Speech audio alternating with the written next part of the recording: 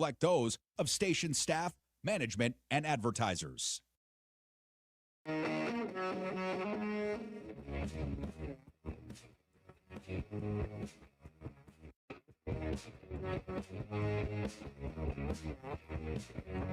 All right, what's going on, everybody? A happy Friday. It is Pushing the Limits. Thank you so much for being here. PTL Nation, Occupy Democrats Network, the Washington Press Network, the FMAM Dial KSHP, of course, my personal YouTube page, which just surpassed 115,000 subscribers. Thanks to all of you. We appreciate you being here. Big show lined up for you today. A lot of breaking news.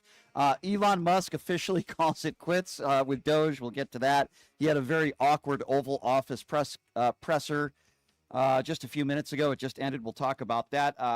Noem is in trouble again.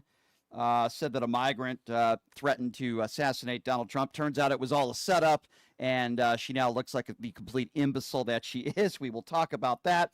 And the Kristis have been pardoned. That's right. The reality TV scumbag family have been pardoned, for lack of a better term. So there's a lot to get to today, and there's a lot to talk about.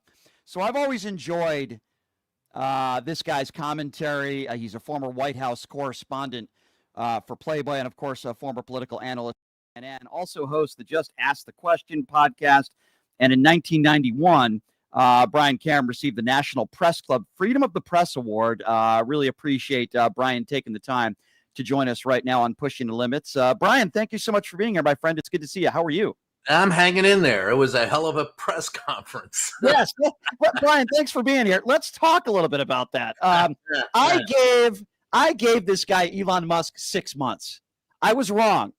It took. I gave him 3 months. I was wrong. What do you make of it? By the end of the first 100 days, he lasted 30 more. But anything with Donald Trump is transactional and non-binding and never lasting. So you knew he wasn't going to last the 4 years. What do you make of the fact that Trump gives this guy an award? They started by saying they were going to save $2 trillion. Then it went down to $1 trillion. Then it goes down to $140 billion. And most people reporting on this stuff say maybe half that he saved. And we're like, what? Like how much in debt now? $8 trillion. What do you make of the fact that, Trump praising Elon Musk? I say to myself, what the hell did he do? Well, what the hell he did was probably fix the computer so that he can hack them. I can't find anything that he's done other than fire people and some of the people that are most needed. I mean, you start out, they had to bring, and a lot of them have been brought back. That's, one of the unreported parts of all this is a lot of shit that he pulled hasn't lasted. So there are people that have to come back, like air traffic controllers, NOAA. It's nice to know that, when a hurricane is coming and how bad it could be. So you kind of need those people. The ones that are now they're griping about that they're going to have to bring back. Hell, you had Josh Hawley in Congress screaming to have FEMA help out Missouri after, the storms there. Well, hell, it's his guy who got FEMA. FEMA's heading into the hurricane season understaffed and under-budgeted. And now they're going to have to fix that. So Donald Trump is going to blow out the budget with his one big, beautiful bill. Through everybody in the process and give Elon Musk a golden key as he runs off into the countryside to save his company, which is being trashed because he's ignored it for so long. And that's the whole beauty about that is the guy was selling cars to liberals who cared about green energy, and he shit all over them. So that's very true. You want to know why your company's in trouble? Yes, sir. Yeah, I agree with that. And then he should get a golden key, or maybe a better prize would be a handbook on how to be a father with all these kids he's got all over the country. That's what I would have asked him about. But not a surprise what's going on with Elon Musk. Let's talk a little bit about China, Brian, because Donald Trump has been bragging, and MAGA has been bragging about the great deal that he made with China, and that, we all know that, Taco Trump, he's the one who caved to China. And now China, correct me if I'm wrong, has basically said, F you. We don't care what you do to us. We're going to come back at you. And now all of a sudden, Donald Trump is Truth Social tweeting and crying about it. What do you make of this? Dude, there's no way in hell China gives a flying fickle finger of fate about what Donald Trump says. And most of the world doesn't either. What they've learned is you go in, you kiss his butt in the White House, smile, give him a plane and get out of there. And, and the poor South African president, I mean, to tell you how screwed up that was, he shows up, they play a bad, convoluted tape to convince you that there's genocide going on of white South Africans, right, which is a lie, while completely ignoring the real genocide that's going on in Gaza. But nonetheless, there they are. And the poor guy from, South Africa has to leave going, hey, wish I'd had a plane to give you. So China doesn't care. And Donald Trump has never been anything more than a whiner. He's a brute. And at the same time, a bad bully at that. I'm just tired of people, I'm really tired of my colleagues talking about, gosh, we need to do this or we need to do that. Stand up and be counted, man. That presser today was embarrassing for the press. We come in there and do we ask him hard questions about China? No. Do we ask him hard questions about him lying? No. Do we ask hard questions about the budget or hard questions about Doge? No. It was horrible. It's horrifying, but they're handpicked. Donald Trump handpicks the people to go in there. This isn't a press conference. And let's start with that. He's a liar from the very get-go. Mm-hmm. If he stops when he walks to the chopper today and takes questions from the open press, that will be more of a press conference than having 15 people that you've invited into your private Oval Office to ask questions that ahead of time are not going to be too tough. He's not a transparent president. He's a liar. He's a grifter, and we should be held accountable for not standing up to him.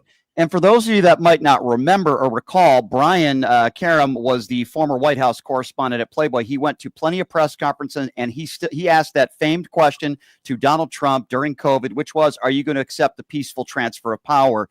And I still think about the answer that he gave in my head, and it was troubling then, and it's troubling now. So, Brian, my question to you is, stop counting the votes, there will be no transfer. I'm going, what in the fiddlestick F are you talking about? Crazy. You crazy moron. And it was I also beat his ass 3 times in court when he tried to take my press pass. And I wish there were reporters that would stand up to him today and force him to try and take theirs. But we don't have anybody in there. Not enough people like you, unfortunately. And my next question was, if you had your press credential right now and you go in there to Caroline. I do. Okay, so you go in there with Caroline Leavitt. Are you able to ask questions? And if you were able to ask either Donald Trump or Caroline Leavitt a question, what would it be? Well, the question I'd ask Donald Trump, I guess, is, do you want to be called King or Caesar? What is it? That's it. Or the one that I always ask him is, when are you going to stop being so damn delusional? He never liked that one. Or I could ask him, when are you going to stop lying to the American people? I've asked him that one. There's no point in asking Caroline Leavitt anything. She's not a press secretary. She's a pep secretary. Give her the cheerleading skirt and the pom-poms and let her do her job. That's right. She just, rah, rah, we're the best. We're the best. And then you have reporters going, hey, can you tell us why Donald Trump spouts rainbows out of his butt? He's the best guy ever. And I can't stomach it. I go back to what Ben Bagdikian said, and he was one of my mentors. He was a former editor at the Washington Post, and he said, never forget that your obligation is to the people. It is not at heart to those who pay you, or to your editor, or to your sources, or to your friends, or to the advancement of your own career, which everyone forgets today. Your responsibility is to the public. Damn it, if we only had people that were acting like that in a briefing room, I'd feel a lot better today, but we don't. Ryan, what do you make of the fact that they're inviting people like Tim Pool? These are unserious, far right-wing nut jobs who were, by the way, paid by the Kremlin, and they're giving them the first question, asking their puffer, pathetic questions. I mean, what do you make of this? You're someone that's been doing this for years. You've won awards. You're really good at what you do. You're a great journalist. What do you make of the fact that they invite people like this into the White House, not only giving them credentials, but giving them the first question? Well, first of all, if you're going to screw me, give me a reach around at least. Have the decency. If you're gonna bend me over the table and raw dog me, at least help me out, brother. But I'm pissed off as hell about it. I mean, and I've seen some of these guys in the White House, and I got to tell you, they're just enamored that they're there. They feel like they're important. They've arrived. I'm in the White. They don't understand any of the history. They don't understand what their job is. They just know they're there and somebody loves them. And so at the end of the day, what they don't see is that they're being used, and they'll be, like toilet paper, used and thrown away. And that's, and so I look at them every time I see them. I go, wow, there's used toilet paper. Yeah, that's a good point. Let's talk a little bit about the cosplay Kristi Noem, as I like to call her. So this story came out, Brian, of this migrant, and they claim, at least Noem and her staff claiming, that this migrant planned an assassination attempt on Donald Trump. Well, now all the investigators are coming forward and saying, no, this migrant, it was all a setup. It's not true. Now, of course, Noem hasn't come forward and apologized, and they're still doubling down. What do you make of this story? Well, that's vintage Donald Trump and his minions. Just make this, he used to say, and I think it was Cohen who told me this, Michael Cohen, he said, just tell them what I want them to, they'll believe it. Just tell it to them. Well, Donald Trump has lied so much he believes his own lies. So there's a problem. Kristi Noem is part and parcel, part of the same problem. Maybe after you've had so much Botox or so much LASIK surgery, I don't know, maybe you just lose your mind. Maybe it's the microplastics. I'll go to that. I have no clue. But to sit there and lie like that, that's on par with the lying that he said, Afrikaners are being, being victims of genocide.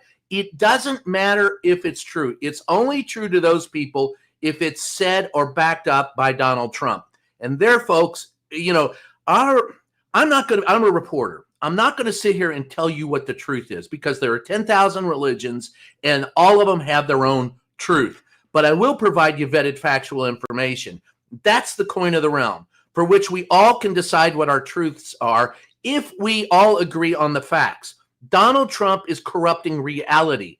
At the end of the day, his whole goal is to have you believe only what he says and do what only he wants, so that the autocracy can survive and thrive. Mm-hmm. And I know everyone wants to compare him to Hitler, and there are some valid comparisons, but I think it's far worse. I think it's an autocracy, being run by oligarchs to screw everyone.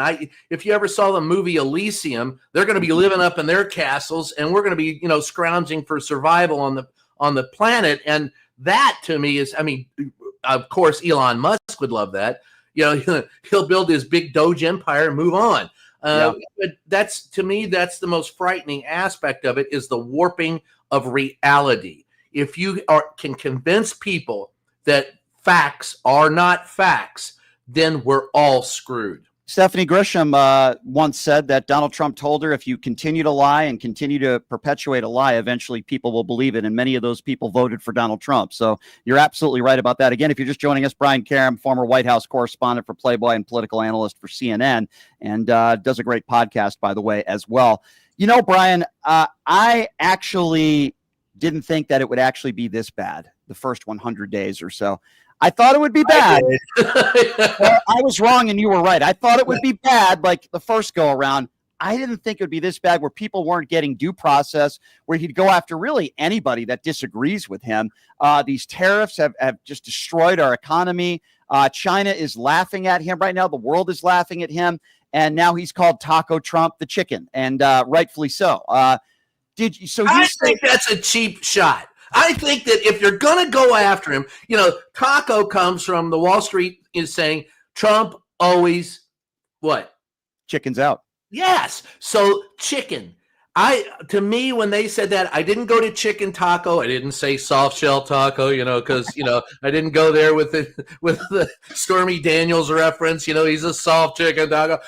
My mind, and this is my age, I admit it, I went to Chicken Man, the old show, and all I could hear in my mind and all I can think of when I see Donald Trump anymore is bok, bok, bok, bok, Chicken Man. He's everywhere. That's all I can think of.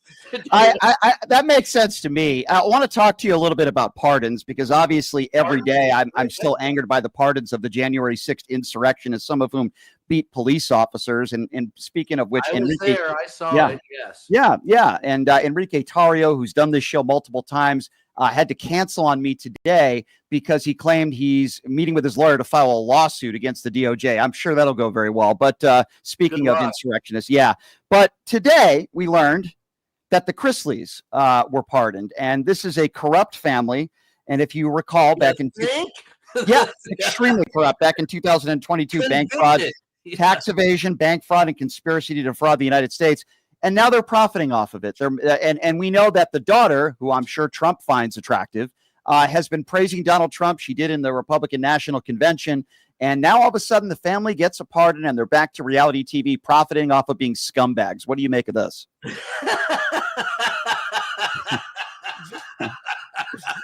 It's a reality show. That's the next generation. That's true. All I can tell you is that, brother, if you think that Donald Trump has any foot in reality, they say that Joe Biden slipped into senility. Okay, if you want to say that, I'd like to go after Jake Tapper for saying that we didn't, ask any questions about that. I did. Jake, you can go on your mea culpa tour all you want. I have no problem with you writing a book. I have a problem with the timing.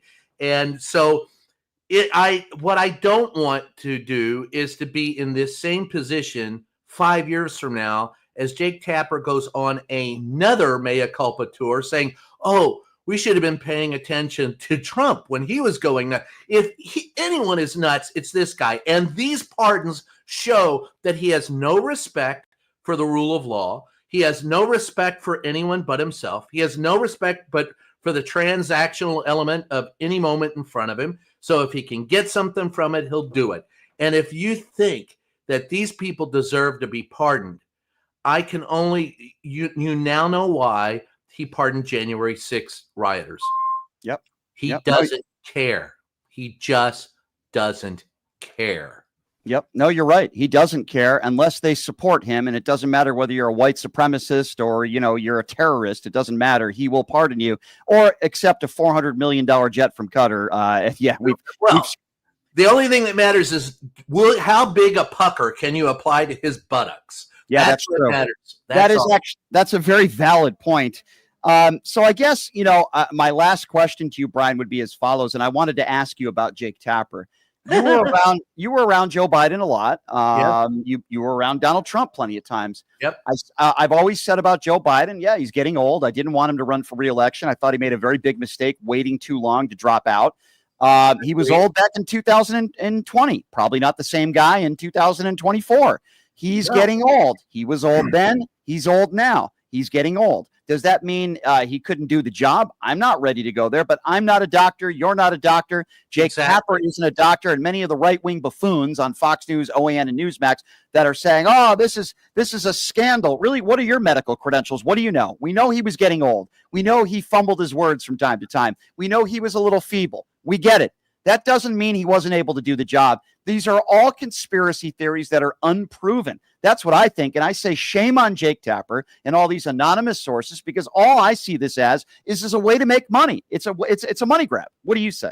Yeah, well, you think? Come on, look at the timing of it. Look at the premise behind it. The ex-president, it's deflection from the current president. That's where we need to be focusing our attention. Like I said, if Joe Biden slipped into senility, Donald Trump has fallen precipitously into it. He's the equivalent of an Alzheimer's patient screaming, "You kids get off my lawn," when he's actually standing in line to get his flu shot at the retirement center against the advice of his own worm-ridden doctor. That's how I look at it. If for the love of God, this is a money grab. And I get it. And look, we're the first take on history. That's the reporters in the room are. We're the first, and today I still cover it. I write the column for Salon, shameless plug, and and I'm there. We're the first take on history. Jake is trying to give the second take on it. But here's the thing, Jake. To your point, if you're going to do this, how about you have some doctors and people? I've been around both presidents. Okay, I've interviewed Biden. And I've seen him befuddled. But I've also seen him gaffe repeatedly. But at the same time, he got the job done. For the first Trump administration, for 200 weeks, I had to hear it was infrastructure week at the White House. And that SOB did zip. Big, beautiful bill on infrastructure is coming. Never came. Joe Biden was in office less than a year. passed $1 trillion bipartisan infrastructure bill. He got the Republicans to sign. Now, that is leadership. And their biggest mistake, and I've said this before, the worst communication staff I worked with before this one was the last one. And Right. Biden's people screwed the pooch all the time. They said, well, we've already talked about that. I go, what you don't get is that Donald Trump will take all the oxygen in the room. You better take more of it so he can take less of it, because he doesn't care. And they didn't get it then, and they don't get it now. And that's the biggest problem with the Democratic Party. We have two political parties in this country. One has no heart and the other has no head. And damn it, grow a head. Because if you don't, you're going to have to give it to the Republicans. Yeah, that's actually a good point. Many of Republicans are already giving it to Donald Trump. As I say, they were the Donald Trump knee pads 24/7. Brian, you're the best, man. I always love your work. Plug whatever you'd like to plug. Your podcast. You do a great podcast. You're a great writer. Tell us about it. Well, you Substack. It's Reporter's Notebook. Brian Karam. I'm in Salon once a week with a column. And then, of course, the podcast is called Just Ask the Question, wherever fine podcasts are sold. And the book is called Free the Press. Brian, we need more people like you in that White House press corps. That is for sure. And I send you the best. Keep up the great work, my friend. And I want to see you out there asking Caroline Leavitt questions if they call on you, which they probably won't. No, I'll just shout them. There you go. I don't do it. Ceremony. I don't give a shit. Yeah, I don't blame you. You've been doing this for a long time. Brian, I appreciate you, man. Thanks for coming on. I hope you have a great weekend. We'll talk to you soon. Thanks, Brian. Appreciate you. That's Brian Karam, everybody. Really good at what he does. Boy, he would grill Donald Trump. And during those days of COVID, I remember Brian as a White House correspondent and, of course, a former political analyst for CNN. He does a great job. He's a great podcaster. So please check him out. He stands for truth. You know, I see him as an animated, like Jim Acosta type. I've always seen Brian Karam as that person. And I remember back in the days when Trump was in office first go around, they would mock him because he worked for Playboy, right? When you look at Donald Trump and the people that he hires, I'll leave that one alone for a moment, but I think you know where I was going with that one. So we appreciate Brian for coming on. So I mentioned this earlier, the breaking news. Of course, Elon Musk officially now his final day working for Doge. They said that they would promise to cut $2 trillion. Then it went down to $1 trillion. Then it went down to $140 billion. And it's like a fraction. It's like half that now, which is nothing when you look at the actual real deficit, which is somewhere around 7 to 8 trillion. And maybe at best, and I'm being nice, they cut maybe $70 billion. They said they would cut $2 trillion. That is not a success. And when you look at all the people that lost their jobs and they lost their livelihood and all the people, good people in this country that are hard workers, was it really worth it? And now when you look at what Donald Trump and the MAGA Republicans are trying to do, which is cut Medicaid and Social Security, they're trying to cut your medical benefits. When you look and you see what Donald Trump and his administration are doing there by the 2025 playbook, that's what they're doing. And we knew they were going to do this. We warned you that they were going to do this, and that's exactly what they're doing. And then, of course, Kristi Noem claiming that a migrant tried to threaten to execute Donald Trump, and we're learning that that was a complete setup. But they will never own it, and they will never apologize. And we've told that Donald Trump, what a great deal he made with China. China is now putting it right back in Donald Trump's face and basically telling them to go F himself. And now Donald Trump is just taking to social media on Truth Social, calling out China as if they care, the same way he called out Vladimir Putin for the first time and said, boy, I really don't like what he's doing. Vladdy, what are you doing? Because there's no real plan with Donald Trump.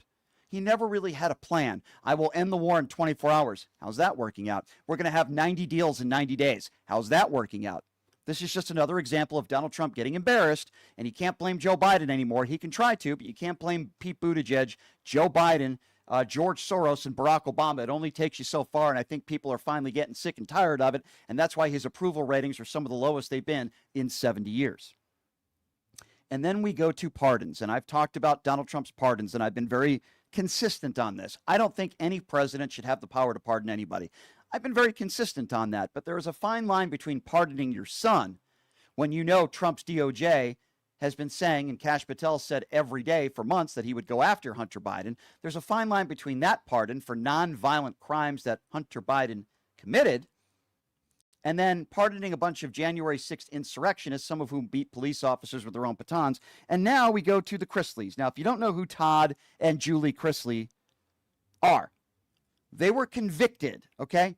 Not just charged, convicted back in 2022 of bank fraud, tax evasion, and conspiracy to defraud the United States. Todd was sentenced to 12 years in prison, and Julie was sentenced to 7 years in prison. And all the claims by the family are lies. I will get to that. But let's start out with what the Kristis had to say today in a press conference. Again, two whitey whites who support Donald Trump. And who are they blaming? Yeah, they're going to attack CNN and blame the media. One of the reporters asked, do you have any remorse? Here was the response. Mr. Kristi, do you have any remorse for the actions that led to your evictions? Oh, you must be CNN. Do I have any remorse? I would have remorse if it was something that I did. Well, you'll likely apologize last year. Well, let me explain to you how that works, if you don't mind. Yeah. You're placed in a position as a defendant to either bow down and kiss the ass of the Department of Justice and accept responsibility for things that you did not do in order to avoid a stronger sentence. And the corruption that went on in our case is going to continue to unfold, and Alex is going to continue to give each and every one of you the evidence that as it comes in. Absolute garbage and lies. First of all, he's trying to complain that they didn't do anything wrong. They had the opportunity to defend themselves in a court of law. A jury found them guilty. And their daughter, who spoke at the Republican National Convention, a big Trump supporter, is really the only reason why Donald Trump pardoned these two sick people and criminals and felons. Okay? They were convicted of tax evasion. And Savannah Kristi claims they were not. That is a lie. There's no evidence to support the fact that the IRS admitted they owed nothing. The IRS never said that. And there are also allegations of a federal agent lying on audio. That was also a lie. Claims about the prosecutor's remarks and a dartboard are unconfirmed. No ex-party emails provided misconduct that are documented. They're a bunch of lies. They're scumbags. This entire family is a family of scum. They're convicted felons. They belong behind bars. These are the kinds of people that Donald Trump pardons. Geez, I wonder also if it had something to do with the fact that they're white and they're Trump supporters. No, I'm sure it had nothing to do with that. And here's Kristi once again trying to make the claim that he's completely innocent, that he didn't do anything wrong. Listen to this. It's absolutely pathetic. And whether you believe it or not, because I was you at some point, even though this pardon has happened, I still was convicted of something that I did not do. It could be you. It could be you. It could be any of you. And somewhere in this room, someone has had a family member that has been affected by this system. So I understand the shame that's around it, but I refuse to feed into that because shame is like a cancer that just spreads, and I have no shame. Of course you have no shame. Let me just be very clear on this. As far as I know, nobody in my family has been convicted of tax evasion. Nobody in my family has been convicted of bank fraud. Nobody in my family has been convicted of conspiracy to defraud the United States. So, no, I disagree with him. No. And I'm pretty confident that if somebody in my family broke the law, whether intentional or not, they would own up to it, unlike you bastards. And here's where most MAGA buffoons, some of whom are convicted felons like these idiots, want to make money off of now their instant fame because they're already reality TV stars. So mark my words, because they broke the law, because they're convicted felons, and because their daughter wears the Donald Trump knee pads 24/7 and they got pardons, now here they go back to making money, MAGA felons wanting to make money. So we're blessed to have our family back. And we're blessed to be coming back to television because we do have a much bigger story to tell now than we ever have. So I thank each and every one of you. Yeah, you're blessed. You're convicted felons, you're liars, you're scumbags. And the only reason why you are not in jail and the only reason why you got a full pardon is because your daughter wears the Donald Trump knee pads 24/7. And she happens to be another blonde bimbo looking like Caroline Leavitt who sucks the teat, for lack of a better word, of Donald Trump. And yes, he has two very big ones, by the way. That's the only reason why you are out of jail. It's not because the DOJ was out to get you. It's not because Democrats were out to get you. It's not because George Soros was out to get you or Joe Biden was out to get you. It's because you guys broke the law and you defrauded banks of millions and millions of dollars. I believe it was somewhere around $37 million. You committed tax fraud and you were convicted. You had the right to defend yourself, but that's what MAGA Republicans do when they have to face the music, and they're forced to face the music. They always apologize in court, and then when something goes their way or an orange orangutan gives them a pardon, then all of a sudden they're completely innocent and they didn't do anything wrong. We heard the same nonsense from people like Roger Stone, from people like Steve Bannon, from people like Peter Navarro. We've heard the same sorts of stuff. Papadopoulos, all these guys. We didn't do anything wrong. We're completely innocent. It was the DOJ. It was also the Biden DOJ that convicted Hunter Biden. So you all are full of crap. You're convicted felons. You will always be a convicted felon in my eyes, and you are despicable. I won't watch your stupid reality TV show any more than I would ever watch the Kardashians. I think I watched the Kardashians for 30 seconds, and that was about as much as I needed right there, and I stopped watching it. But at least the Kardashians aren't convicted felons. I will say that. At least they are not convicted felons. Yes, that's right, ladies and gentlemen. That's right. It is sick. It is pathetic. It is disgusting. But this is par for the course for the Donald Trump administration. And I wish nothing but the worst for the Kristi family. Then we've been seeing these, I guess you could call them town halls, Republican town halls across the country. Yeah, we've been seeing a lot of these across the country. And in this clip I want to play for you, because this seems to be, at least in my personal opinion, par for the course. We're going to listen to one of these town halls, and we watch an elderly, or listen to an elderly man, a naval line officer, completely tear into Donald Trump and Joni Ernst in a town hall last night. And I thought he did a phenomenal job. I don't know if you've seen this because it's gone viral.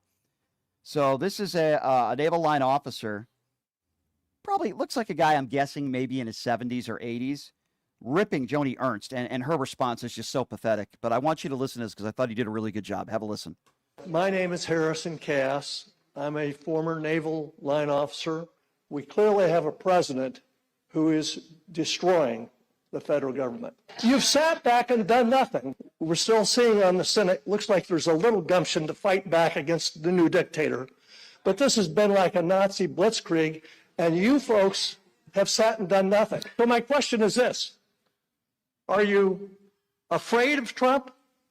Are you corrupt like Trump? Or are you just at the point you don't care anymore, and that's why you don't do anything? No. So, no, first, thank you for your service. I do appreciate that.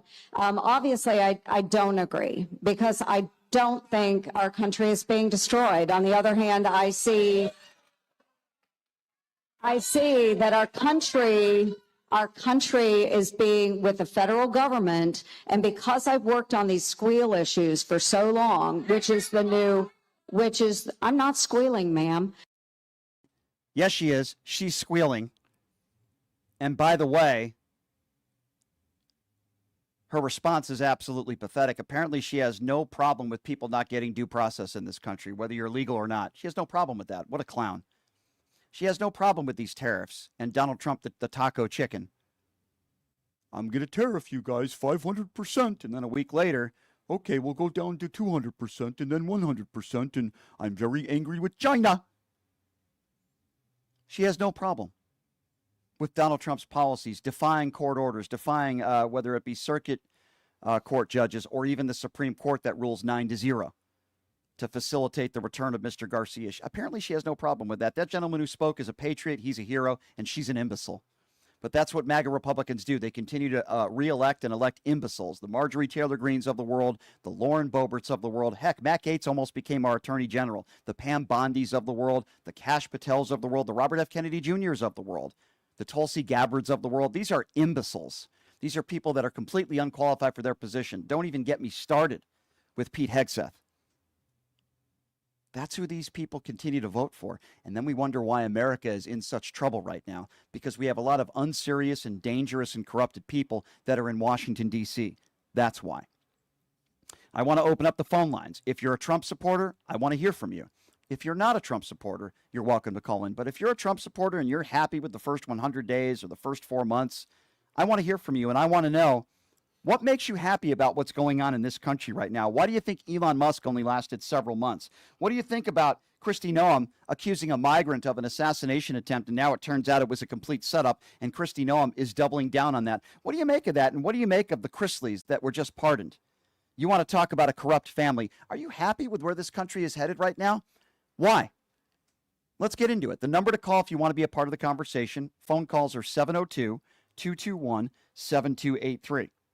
Again, that number. Now's your chance to call in. Area code 702-221-SAVE. That number, 702-221-7283 is the number to call if you want to be a part of the conversation. This portion of the program brought to you by our newest sponsor, bloody-shirt.com. Bloody Shirt, bloody-shirt.com. Protest apparel, the visual ammunition to ridicule Donald Trump and his supporters. Bloody Shirt's about freedom of speech without fear.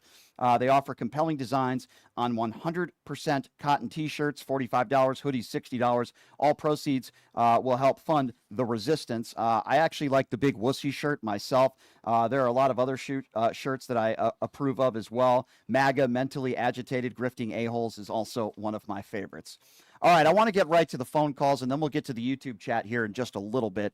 But again, that number to call to be a part of the conversation is 702-221-7283. We have a lot of people on social media that always say that I'm a liar. A lot of MAGA supporters out there that want to debate me. Now's your chance to do so. What have you said on the show today that you disagree with? Again, that number to call if you'd like to be a part of the conversation, 702-221-7283. All right, I'm going to go to my producer, Numchuck, now. And I am going to ask him who we got up first here. Numchuck, who do we got first? We got Tim up first on Kim up first on Pushing the Limits. What's up, Kim? Hey, Bud, I'm going to point out a couple things.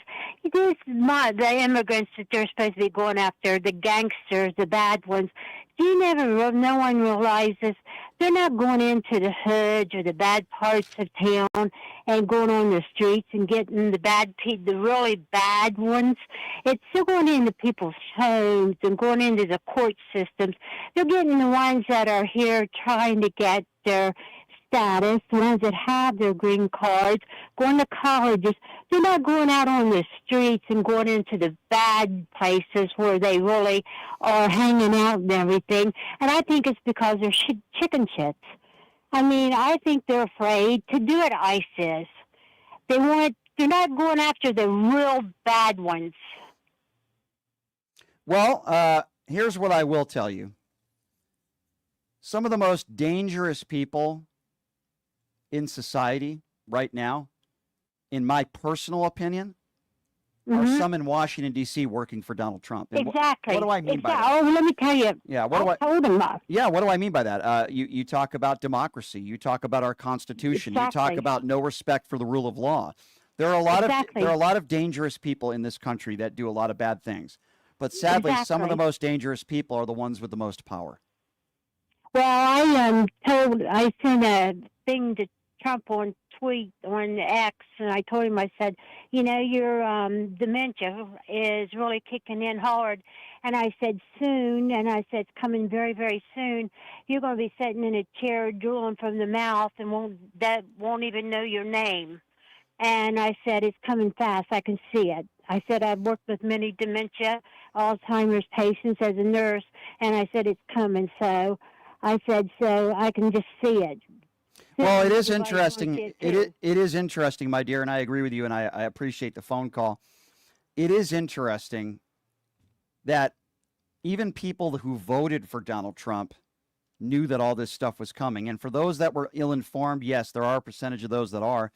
But a lot of people want people deported regardless of skin color, or want people deported, I should say, because of their skin color. They don't want brown people in this country. And I've been saying this over and over again, and I'll say it one more time. It's not make America great again. It's make America white again. They deport brown people with no due process, but bring in those 100% white South Africans into this country, no problem. That is not by accident. That is not a coincidence. 702-221-7283, the number to call. Again, 702-221-SAVE. If you would like to be a part of the program, let's go to Brian. Brian is next up on PTL. Hello, Brian. How you doing, Brian? I'm Hey. calling from Texas. Yes, sir. Love your show, man. Thank I've you. been listening to you for a long time. This is my second time calling in. Thank you. I got a couple of things. First one is, as far as these pardons, I could care less about the Chrisleys. You already said what we all know. Whatever. Whatever. But he also pardoned this week Donald Trump, I'm talking about. Mm-hmm. He also pardoned NBA Youngboy, a rapper from Louisiana. Mm-hmm. And he also pardoned Larry Hoover. Correct. The reason why this is significant, because he's trying to bait and switch black people, black men especially. Right. We're not falling for it. We don't care. Probably something that Kanye West, when he was doing his little weird diatribe in the White House a few years back, talking about Carter and Larry Hoover, whatever. We see through this. That's, about 82% of black men did not vote for Donald Trump. It's some, but not all of us, and I'm one of the ones that's not. It's just, I just want to just encourage black people just to don't fall for it, man. Don't fall for it. Unfortunately, some are.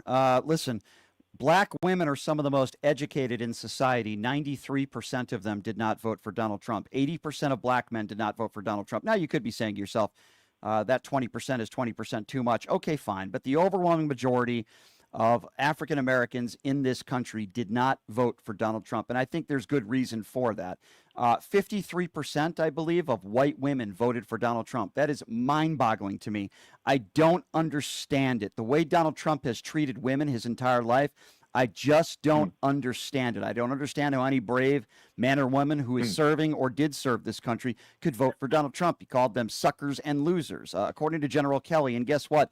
I'm going to believe somebody like General Kelly, a 4-star general, over somebody like the orange orangutan. Let me be very clear on that one. He's insulted Jewish people. He said, if you're Jewish and you don't vote for me, you need to get your head examined. Charlie Kirk said, if you're Christian and you don't vote for Donald Trump, you're not a true Christian. They've pretty much offended everybody in this country, no matter what you look like and what your religion is, so long as you don't support Donald Trump. That is why we call it an oligarchy, and that is why we call it a dictatorship. It's very simple. Well, as usual, you're spot on, Brian. You're spot on. I served in the Army, and I wouldn't vote for this clown if he was the last act on earth. There's just no way. But we already know that. My second thing I wanted to tell you was, I don't know, you probably haven't talked about this. I don't know if you were aware of this or not, but apparently, and this is just kind of like in the rumor mill, but it's also like alleged, Stephen Miller's wife is leaving him, and she used to be the assistant to Elon Musk. I don't know if you've heard about that or not. It's just more drama, more idiocy coming out of this administration. It's crazy. Have you heard of that? I have not heard about it, but I can tell you this. Elon Musk was asked a question earlier today in the Oval Office about his drug use. He deflected and he didn't answer the question. Nobody asked Elon Musk the question about all the kids he has all over the country where he's not a father to those kids, and he pays off all these women to keep their mouth shut. Nobody asked Elon Musk about that. Why didn't he find any fraud in any of his own businesses? I do find that kind of ironic and interesting. And I would also ask him, you said you guys were going to, Doge was going to save this country $2 trillion. Then the number went down to $1 trillion. Then it went down to $140 billion, and any good reporter would tell you it's not even half that much that they saved, and we're $7 to $8 trillion in debt as far as the deficit is concerned. Oh yeah, by the way, Donald Trump got us $8.2 trillion in debt. But you see, MAGA Republicans don't want to talk about that his first time around. It's sick, it's pathetic, it's disgusting, but it's also not surprising. Everything and anything that Donald Trump and his administration talk about is usually a lie. It's a farce. It's untrue. We have the best economy. America's coming back. Egg prices are down 92%. Inflation is down. Gas prices are down. Make America first. Make America great again. It's a lie. We were told 90 deals in 90 days. How many deals have been made? And China is laughing at Donald Trump. We were told he's going to build a wall and Mexico's going to pay for it. How did that work out? He built 7% of the wall and Mexico didn't pay for it. We were told he was going to hire a special prosecutor to go after Hillary Clinton. He never even hired the prosecutor. That never happened. We were told no tax on tips. That's never going to happen. This big, beautiful bill probably won't pass. All these promises that Donald Trump makes, he never fulfills his promises, but he did pardon a bunch of white supremacist January 6th insurrectionists, some of whom beat cops. Oh, yeah, he did do that. And as far as the Project 2025 agenda, an agenda that he claimed he wasn't for, you look at that agenda, it's a play-by-play of what exactly this man has done since day one in office. Stephen Miller is the real president of the United States. He is calling the shots, and Donald Trump is playing golf every day at one of his golf resorts, and then he's hanging out at Mar-a-Lago eating KFC. That's where the Donald Trump administration is at today, and that's what Donald Trump is doing. You're right, Brian. Hey, listen. Hey, keep up the good work. I love your show. You got a loyal listener here in Texas, man. Thank you. Darlene, I said, what's up? I love her, too. Thank you, Brian. I appreciate that, and I appreciate your kind words. Thank you so much for the phone call. 702-221-7283 is the number to call if you would like to be a part of the conversation. And listen, if you are a Trump supporter, I will gladly take your phone call. I will gladly have a discussion with you. Hopefully, it'll be respectful. Feel free to call in. There's a lot of people on social media, especially TikTok and YouTube and even X, that want to do battle with me, but then they can't find it within their heart to take their little Trump orange fingers to call into the show. One time that number again, 702-221-7283. Let's go to Scott. Scott is next up on PTL. Hey, Scott, what's going on? Brian, how are you today? Hey, good. What's on your mind? Listen, I just wanted to touch up on something that happened yesterday. You had a caller, I think the guy's name was JD. He called in from the Wilkes-Barre, Scranton area. You recall that? I do not, but refresh my memory. Okay. Go ahead. Well, he wanted to tell you a story about Joe Biden flying immigrants into the Wilkes-Barre, Scranton International Airport in the darkness of night and then releasing them out onto the streets. I just wanted to clarify that up a little. Okay, yeah, that was a phone call that I got probably a year or two ago, but that's okay. Go ahead. Was it really? I'm sorry. Well, I thought it was recently. That's okay. Go ahead. Do you know the backstory of that issue, that entire issue? Did you ever hear the entire?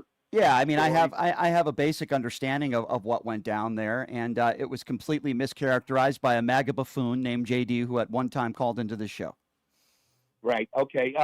The true story behind what happened there was, yes, there were immigrants on those planes. They were one of those flights that were coming, I believe, out of Dallas, Texas, as the Texas governor was shipping those people all over the country.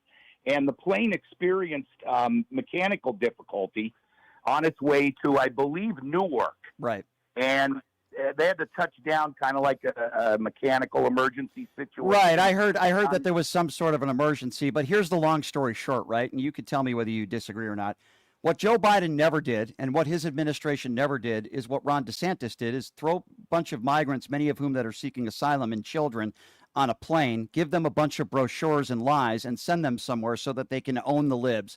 Joe Biden never did anything like that in his presidency. Barack Obama never did anything like that in his presidency. MAGA Republicans like Ron DeSantis and the Donald Trumps of the world and the Tom Homans of the world do not care about these people. They don't treat them as human beings. They treat them as animals. They don't want brown people in this country. And when a MAGA Republican tells you, oh, I have no problem with these people in this country, just make sure they do it the right way. When was the last time that MAGA Republicans made it easier for people to come into this country legally? Right now, on average, it takes around 10 to 15 years for somebody to be naturalized and come into this country legally as a natural citizen. 10 to 15 years. I agree. Democrats are the party that are always trying to make it a little bit easier for these good people, and many of them are very good people, to come into this country. It's the Republicans that want to make it more and more difficult for these people to be here legally. But notice how Donald Trump will never talk about those that overstay their visas. He'll go after Harvard. Why is Donald Trump going after Harvard? I'll tell you why. Because Barron Trump was rejected. That's why. Because Donald Trump is a sick man and he's a vindictive man. That's why he's going after Harvard. That's the only reason why he's going after Harvard.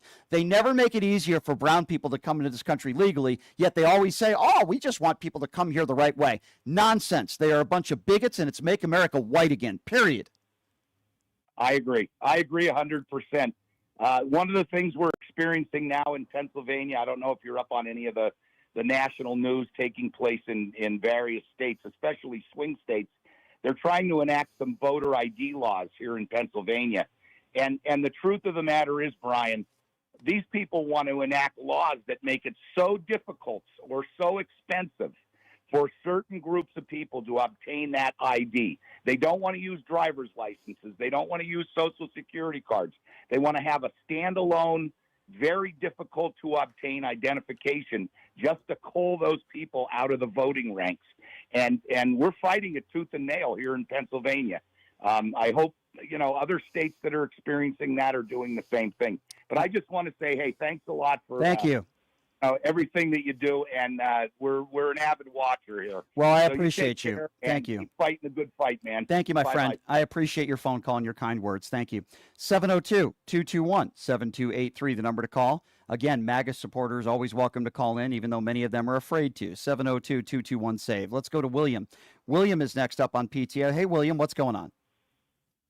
Brian, how are you? Hey, what's going on, William? What's on your mind today? I just have a question for you. Sure.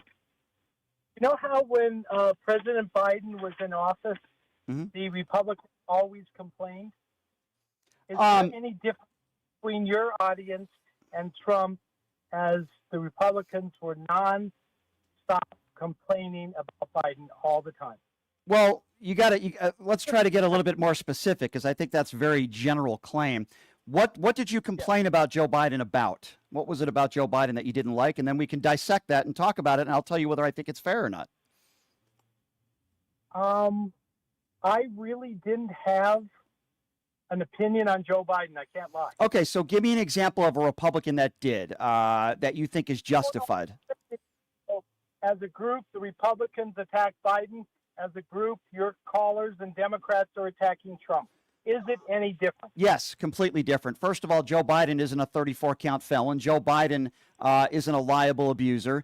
Joe Biden did not attack our Constitution and the rule of law. Right now, Donald Trump, as we speak, is breaking our own Constitution and not giving people due process. Joe Biden never did any of that. I don't have a problem with people criticizing any president on policy, right? If you don't like, for example, student loan debt forgiveness, fine, fair conversation to have. Geez, I really don't like Joe Biden's policy ideas when it comes to this, and this. We've always done that as a country. We hold our politicians to account. But I'm not necessarily right now talking about a policy disagreement. I'm talking about the Constitution. I'm talking about the rule of law. I'm talking about a crypto scheme scandal where Donald Trump and his family will make billions off of this. I'm talking about selling Bibles, Trump Bibles. I'm talking about a man who defies our own Supreme Court. It's okay to criticize any politician if you don't like a policy. Fair conversation to have. Let's talk about it. We are simply talking about Donald Trump not respecting the rule of law, our Constitution, or even the Supreme Court. I just think that is a 180 compared to just criticizing Joe Biden on border policy or lack thereof, or anything else that you want to criticize Joe Biden on. Heck, I criticized Joe Biden on some things. I thought he should have stepped down a lot sooner. I didn't always agree with Joe Biden and Kamala Harris, but they didn't rip up parts of our Constitution. William, does that make sense? It makes sense to the point that the party who is in power now will always be criticized by the other side. Do you agree with that statement? I mean, I think that's a very generalized statement. All Democrats are going to be unhappy with Republicans. Republicans are going to be unhappy with Democrats.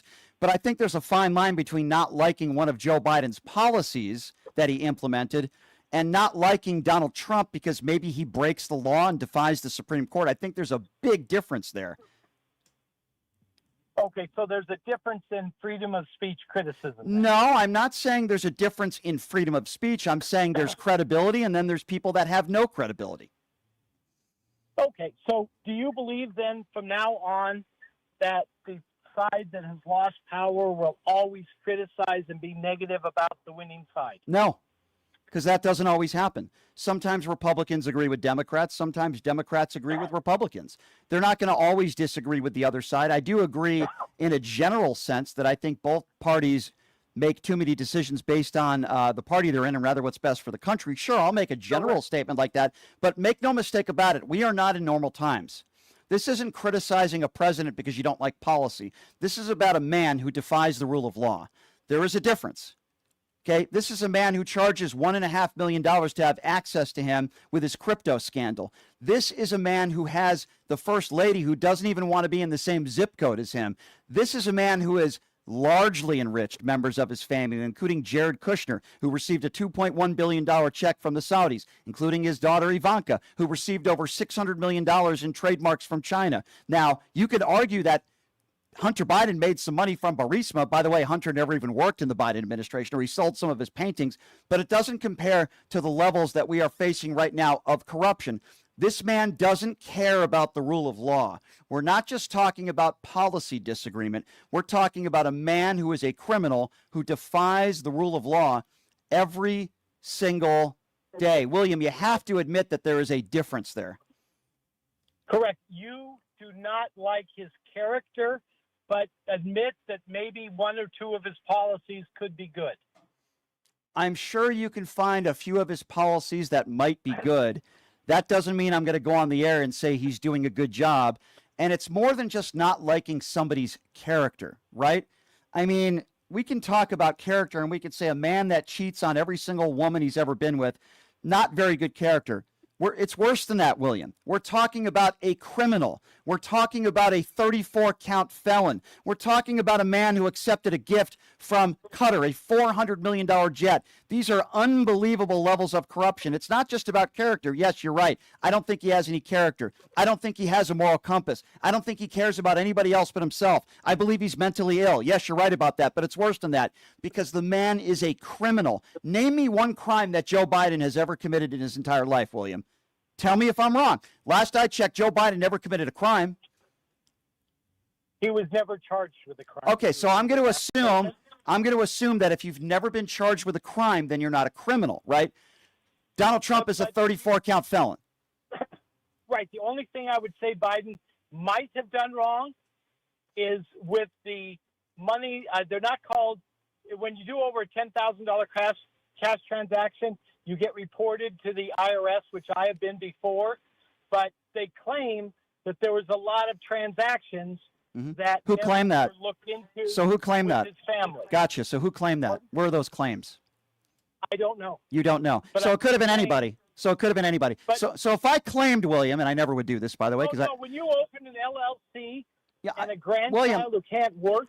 William, partner, do you agree that that's not possible? Let's backtrack, though. You just admitted to me that you don't know where the claims are coming from. So if somebody called into the show and claimed that you're full of corruption and that you stole money, you would say you don't know what you're talking about. And if I said to you, well, somebody made the claim, William, so it must be credible, what would you say to that?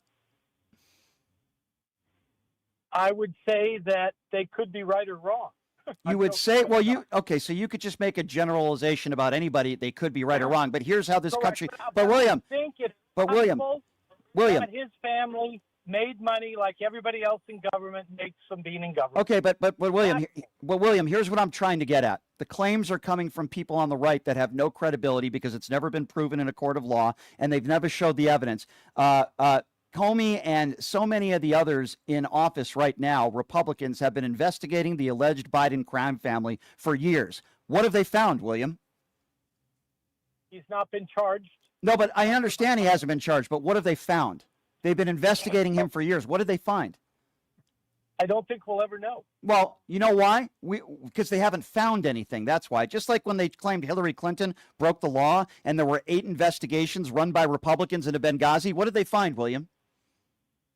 I don't think anything ever surfaced. Yeah, nothing ever surfaced because they didn't find any evidence that she committed a crime. Same thing with the Biden family. They're not the Biden crime family, okay? We know that Hunter Biden had some drug issues. We understand that, and we know that.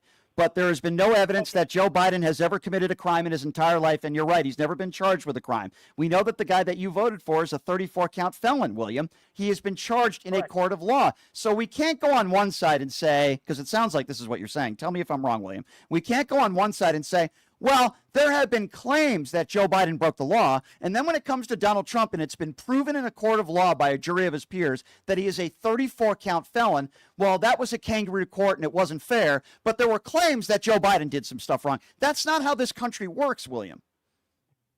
Donald Trump has declared bankruptcy, whether legally or illegally, and gotten away with it. You agree with that statement? Well, yeah, but that's not what he was convicted of in a court of law. He wasn't convicted of filing bankruptcy. You agree with that? Well, yeah, he's a horrible businessman. Multiple bankruptcies. He's a horrible businessman, and he's a con artist. Whether we're talking about his Trump University, whether we're talking about the buildings that he owned, where thousands of discrimination lawsuits he had to pay out, he's a bad businessman. I have one. Right, I have one other little area, one question for you. Okay. And it's important. It's in regard to Kamala Harris. Okay. If Gavin Newsom was running against Kamala Harris, and they both participated in the downfall of California, who would you vote for? If they both participated, okay, so when you say the downfall of California, that's an opinion. That's your opinion. I don't know if I necessarily agree with that, by the way. You're asking me if it was Gavin Newsom versus Kamala Harris? Who are they running against? What are they running against each other? You can't go against somebody. You have to go for one of the two. So you're but what are they running for? That means more to me. What are they running for? President. Okay, if they're running for president, then I would still probably support Gavin Newsom because I don't think the United States of America is ready to vote for a woman. I would vote for a woman, but I don't think America is ready to vote for a woman for president. If it was for governor of a state, I would go with Kamala Harris. Depends what they're governing. Now, right, the people that criticize me for not voting for Kamala, there could be a reason other than she's a woman. Okay, but you weren't able to, with respect, William, you weren't really able to articulate why you didn't vote for her. The only thing you said was that she allegedly had an affair 30 years ago. What I want some policy disagreements or real character flaws, and you didn't really name me any. You called her the border czar. Mayorkas was the border czar. The vice president of the United States is not a policymaker. So I want you to be able to okay, so hear me out on this, William, okay? I'm speaking in very general terms here. If one can't articulate why they didn't vote for Kamala Harris and they voted for Donald Trump, then some people would speculate you didn't vote for her maybe because she's a woman, or you didn't vote for her maybe because of the color of her skin. One could think that. Now, if you come at me with some reasons, even if I might disagree with you, but you see what I'm saying? Does that make sense? Did people vote against Hillary because she was a woman? I think one could make the argument that a lot of people did not vote for Hillary Clinton or Kamala Harris because they're a woman. Absolutely, 100%. And do you agree that Hillary may not have been the best candidate? I don't think she ran a very good campaign. I didn't even vote for her. I didn't vote for Trump either. But you asked me about whether she's a woman. Yes, right. I do think that she was overqualified for the job, quite frankly, and I made a mistake. I should have voted for her. But I think a lot of people in this country, sadly, are bigots. They don't vote for people because of their gender. Now, I think those people are sick, and a lot of those people won't admit it on my show. But I do think there's a lot of people that didn't vote for Kamala Harris because she's a woman. And I call those people idiots and scumbags is what they are. Do you think Condoleezza Rice would have made a better candidate than either or neither one of them? Not necessarily. I'm not so sure. Not necessarily. I was never a huge Condoleezza Rice fan, but obviously she's an extremely intelligent and educated woman. There's no question about that.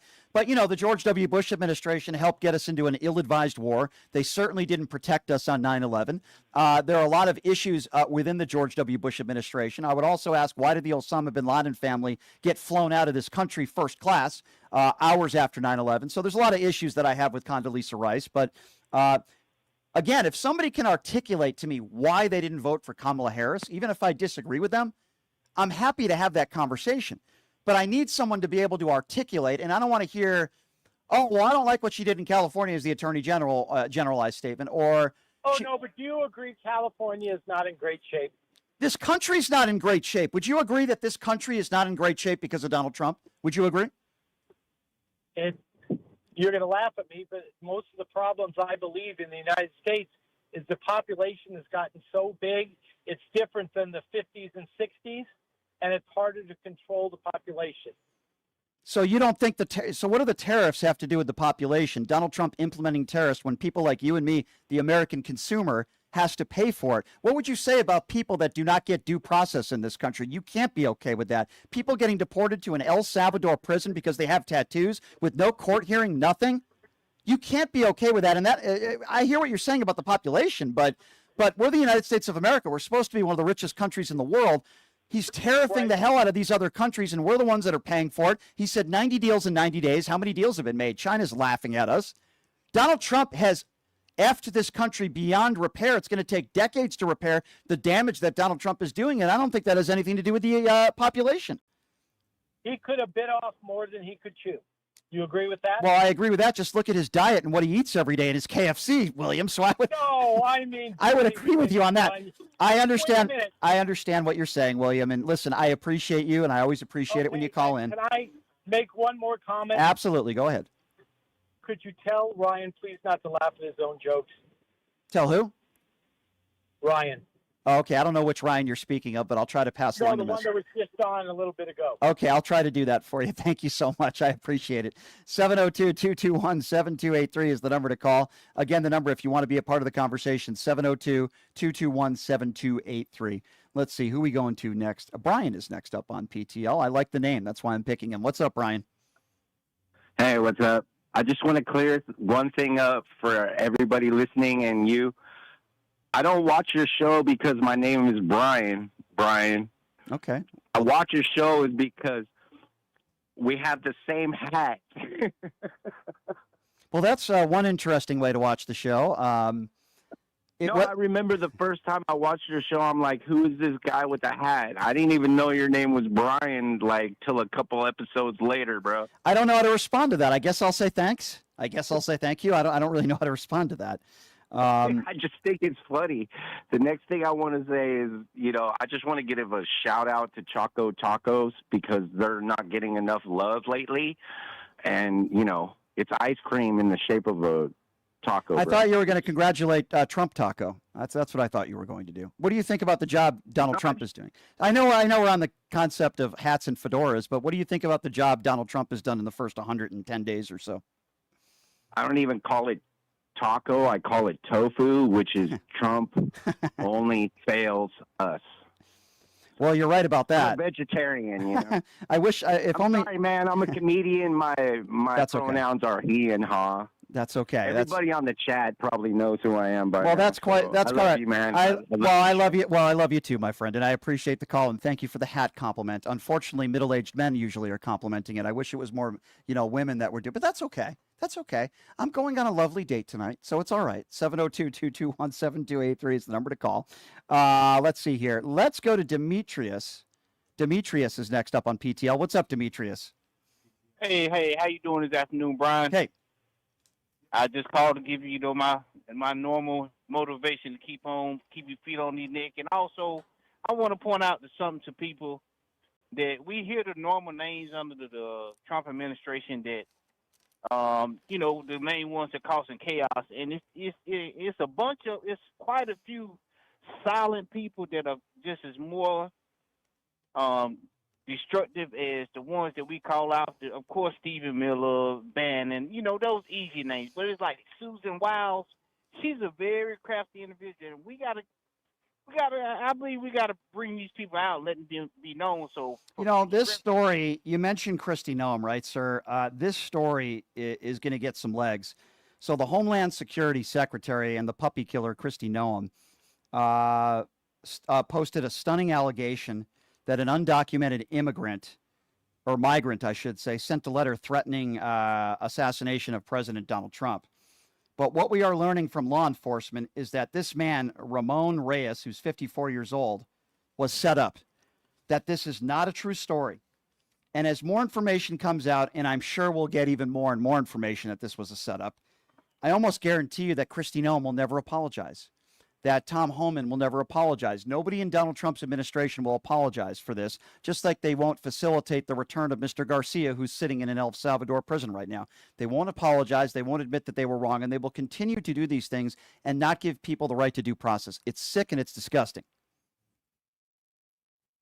Yeah, correct. I mean, it's a bunch of these little people running around there, and it's a lot of them that we don't know. And we need to be, I believe we need to, like Susan Wiles, the chief of staff. She's a very, very, that woman is a piece of work that, that we need to know about. And because we can't let them slip through the cracks and then this Republican administration, they just weasel their way back into a position and to cause more chaos. That's all I want to say. Yeah. And just keep your foot on the neck, Brian. Well, thank you, my friend. Keep doing what you're doing. I appreciate you. But, sadly, the way MAGA Republicans are, if you put your foot on somebody's neck and you're a police officer and his name is George Floyd, they want you to be pardoned. Welcome to MAGA Republicans. If you're a black man lying on his stomach with your hands behind your back, handcuffed, and Derek Chauvin, a guy like him, puts your knee on somebody's neck for 9 minutes and you lose your life, they think you deserve a pardon. Welcome to the MAGA Republican Party. Meanwhile, Donald Trump is the guy that invites Kanye West and Nick Fuentes to Mar-a-Lago. Meanwhile, Donald Trump is the guy that calls you a patriot and a hostage if you beat police officers on January 6th. Meanwhile, Donald Trump is the guy that pardons the Kristis, ladies and gentlemen. Welcome to MAGA Republicans 2025. They are despicable turds is what they are. 702-221-7283, the number to call if you want to be a part of the show. Let's go to Maggie. Maggie is next up on PTL. Hey, Maggie, what's going on? Hey, Brian. How you doing today? Hey, good. What's on your mind? Oh, my God. You had so much information, I could barely keep the notes down. My throat. Oh, my gosh. Where to break this down? And for anyone that's not really informed, it's a big one. And it's just getting bigger and bigger. And some people try to be informed, and honestly, I've talked to quite a few people that are still misinformed. So this is unfortunate, but this is where we're at. And it's unfortunate, but the United States does not feel united at all. Our laws are not united. So apparently you can get a felony in a different state, but what? Do you move to Florida and your felonies just disappear? Or do you only have to get felonies in that state? And then there's another question of the thumbprint. Why don't we go eco-friendly and just with everyone's thumbprint until they start cutting off thumbs and fingers? And then there was another thing we wanted to talk about in my notes. Moving on now to how to vote. And that's something we talked about almost a year ago. Yeah. When Miss Harris was going into office, taking over Biden. And I was like, we have to reach out to the high schoolers that are turning 18 first. I know that sounds very complicated and challenging, but we have to reach out to the lowest level. Well, I think that was one of the biggest, and I think that was one of the biggest mistakes that Democrats made is that they weren't reaching out to a younger group, and Donald Trump won that younger group. He did a lot of the podcasts. He reached those 20-something, and Democrats need to find a way to do that before the midterms. They certainly failed on it, and they failed us as a country. Let's just be honest with that. And they can't do that again because we can't allow another MAGA Republican to become the next president of the United States. Can you imagine J.D. Vance as the president of the United States? Can you imagine, ladies and gentlemen? Keep your couches away. 702-221-7283 is the number to call. Thank you, my dear, for the phone call. We appreciate you, Maggie. All right, let's go to Ray. Ray is next up on PTL. Hey, Ray, thanks for calling in. What's on your mind? Brian, your first guest was awesome. Oh, thank you. I laughed my ass off with him. Brian Karem's great. He's a great guy. Now, as far as Trump being a criminal and corrupt, you and I both know about that deal with the illegal Polish immigrants to help them build the tower. So what else do we want to know? He's a bum. He's a scumbag. I better stop because I'm not on the job. Choose your term, but we can call him Taco Trump. Taco Trader Trump the chicken. That's really who he is now. Taco Trump, ladies and gentlemen. That's who we have as stronger language, but I can't tell. Well, I understand. I can imagine, my friend. Hey, it's good to hear from you. I hope you have a wonderful weekend, and I appreciate the phone call. Again, number to call 702-221-7283. This portion of the program is brought to you by Jackson's Bar and Grill, located at Flamingo and Jones, home of the $20 ribeye steak. They have not upped the price in 8 years. Comes with a side and vegetables. You won't find a juicier steak. And at the price, $20. Are you kidding me? Please check them out. Tell them I sent you. Jackson's Bar and Grill. LeVar is next up on PTL. Hey, LeVar, what's on your mind, man? How you doing, Brian? Good hearing from you again, man. I was basically calling one to back up the brother that called Brian earlier about Trump pardoning Larry Hoover and NBA Youngboy. Yeah. And I'm with him. As far as the black community, we shouldn't fall for that. Can I ask you about that? Low. I want to ask you about that. When you see somebody like an Antonio Brown, or you see somebody like someone who's office, like a Tim Scott or a Byron Donalds, all African Americans. Now, I personally believe, and I would assume you believe as well, that Donald Trump is very bad for minorities. I mean, he's bad for the country in general, but I think he's especially bad for minorities. He's bad for people that are struggling. What would you say to those African Americans out there, like the Antonio Bennetts, like others out there, some rappers, not many of them, but some that support Donald Trump? What would you say to them, and what would be your message to them? My message to them would be simple: stop buck dancing and butter biscuit fighting, and in the words of my man Big Brian, take off the Donald Trump knee pads. It's disgusting what you're doing. You're basically spitting in the face of the people who supported you and helped you become famous and rich and all of those sorts of things. And for you to turn your back on the community that helped make you who you are is disgusting. I think that is very well said, my friend, and that point is very well taken, and I could not have said it better myself, especially somebody like you speaking to fellow African Americans. I hope they're listening. If there are any blacks for Trump out there, really anybody, it doesn't even matter what color your skin is, especially if you're a minority in this country, and you look at the history of the Republican Party and the way they've treated people like you. Why is it, ladies and gentlemen, if you're saying, oh, Brian, you don't know what you're talking about 12 or 13% of people in this country are black. Why is it then less than 1% of those that represent the Republican Party? Less than 1% are black. Why is that? If Republicans want their party to look like the country, then why is that not the case? Answer that question. 702-221-7283. Let's see, who do we got next here? Let's go to Mita. Mita is next up on PTL. Hi, Mita. Hi, Brian. Hey. Nice to talk to you. I've listened to you, several videos, and I've never called before. I'm calling today, and I realize you've been talking about Kristi Noem. But what I'm calling about, I spent most of my life in Alaska. And about 50 years ago, it was sometime in the 1970s when gas prices went crazy for some reason. Mm-hmm. And this was, mind you, long before the internet. I'm not even sure copy machines were around. But we all, of course, needed gas for our cars. But we chose one company, Shell Oil Company. And Brian, it only took a few months, and there were no we effectively ran Shell Oil Company out of town, and they were gone for, I don't know, over a decade. But not only that, but all of the other gas stations in town watched what we did, and prices went down in all of the other stations. You reminded me of something, though. You reminded me of something, Mita. You speak to a MAGA Republican, and you talk about gas prices, which are not down since day one, since Donald Trump took office. In fact, they're up. But if you listen to some of these MAGA fools, they'll say, in my hometown in Mississippi, in my hometown, I walk out of my trailer and I go to my local gas station and gas is $1.50. It's down to $1.50. Thank you, Donald Trump. But they're so stupid. They don't. And by the way, many of them sound like that. By the way, they don't even realize that that's just because there's a gas station or two in your city that has lowered the price of gas doesn't mean that gas is at that rate the entire country. In fact, it's up.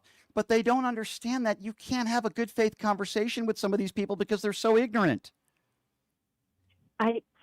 Brian, I agree that many of them are. I think so many are so misinformed. I I'm almost 77 years old. I grew up, you turned the TV on to watch the news. It didn't matter what station. You got the news and you felt secure in knowing that you got the news. That's not the same today. No, you're and right. All of these people who are turning on Fox News think they're getting the news. Fox and they're noise. not. Can you believe that there Right. are actually people in this country that watch Jesse Waters or Sean Hannity or Laura Ingraham? You want to talk about misinformation and blatant lies from a network that had to pay $900 million in a lawsuit because they claimed Dominion voting machines were the reason, why the election was. It's just ridiculous. And their viewers don't realize that they paid that money because they were lying to them. Right. You're right. You're right. You're right, my dear. It's so good to hear from you, and I appreciate your call. God bless you, 77, and I really appreciate you. Newsmax, OAN, Fox News, Mark Levin, Clay Travis. Listen to the idiots. Ben Shapiro, Michael Knowles. These are really bad people. And by the way, this isn't just about disagreeing with people. These are bad people. Ben Shapiro will only support Israel if anybody says anything anti-Israel. Okay, that's fine. But God forbid if an injustice happens to a black person, Ben Shapiro wants Derek Chauvin to be pardoned. Clay Travis constantly on his radio show every day goes after the gay community, goes after minorities, goes after transgenders. Why? Because he's a despicable human being. Mark Levin constantly, all day long, goes after Democrats and goes after the left, never debates a liberal. Why? Because Mark Levin is a coward, he's not smart, and he's despicable. Rush Limbaugh did it for decades. These people on the far right, when was the last time Laura Ingraham, the evil racist witch, debated a liberal on her show? No. If you watch these shows and these programs, they get the Stephen Millers of the world, the Steve Bannons of the world, the Caroline Levetts of the world, and the furthest to the right imbeciles you can find that will agree with all of their talking points because they're not smart enough to debate somebody that disagrees with them.